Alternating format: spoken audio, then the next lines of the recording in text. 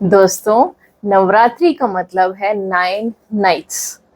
वो 9 रातें जिसमें हम देवी को सेलिब्रेट करते हैं, माँ दुर्गा को सेलिब्रेट करते हैं।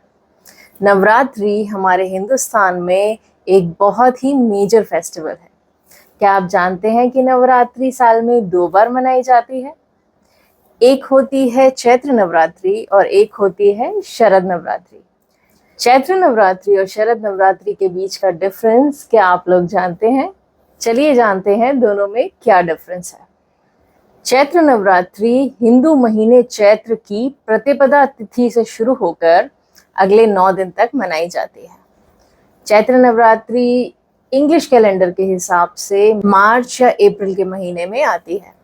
चैत्र नवरात्रि असल में नव वर्ष की शुरुआत का प्रतीक है, इसलिए इसे हम वसंत नवरात्रि भी कहते हैं।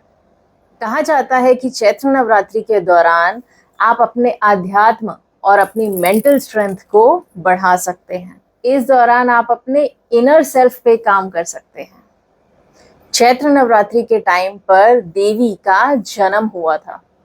जब महिषासुर की वजह से हाहाकार मचा हुआ था, तो देवी ने अपने आप को 9 रूपों में बांटा था और देवताओं ने मिलकर उन्हें अलग अलग अस्त्रों और शस्त्रों से सुशोभित किया था। तो एक तरीके से चैत्र नवरात्रि देवी के जन्म की खुशी में मनाई जाती है। चैत्र नवरात्रि के 9वें दिन रामनवमी भी मनाई जाती है और श्री राम का जन्म भी इसी दिन हुआ था। चलिए अब जानते हैं शरद नवरात्रि क्या है। शरद नवरात्रि शरद ऋतु यानी कि सर्दी के टाइम अक्टूबर या नवंबर के महीने में मनाई जाती है। शरद नवरात्रि में हम 9 दिन तो देवी को सेलिब्रेट करते ही हैं और इसके 10वें दिन विजयदशमी मनाई जाती है। कहा जाता है कि शरद नवरात्रि के टाइम आप अपने मटेरियलिस्टिक गेन पे फोकस कर सकते हैं। इस टाइम देवी की आराधना मटेरियल गेन्स के लिए की जाती है। शरद नवरात्रि के 9 दिन देवी और महिषासुर के बीच में बैटल चला था और 10वें दिन विजयदशमी के दिन देवी ने महिषासुर का मर्दन किया था। इसी दिन श्री राम ने भी रावण का वध किया था। तो शरद नवरात्रि के टाइम हम 10वें दिन पर दशहरा या विजयदशमी मनाते हैं।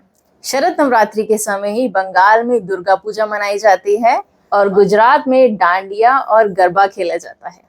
क्या आप जानते हैं कि इन दोनों के अलावा एक और तरीके की नवरात्रि होती है जो पौष या आषाढ़ के महीने में आती है? इसे हम गुप्त नवरात्रि कहते हैं। लेकिन इस नवरात्रि को गृहस्थ लोग नहीं मनाते।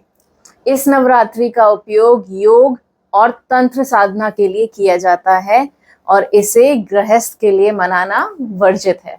इसीलिए इसे गुप्त यानी कि सीक्रेट नवरात्रि कहते हैं।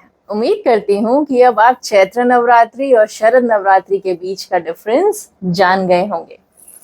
जय माता दी।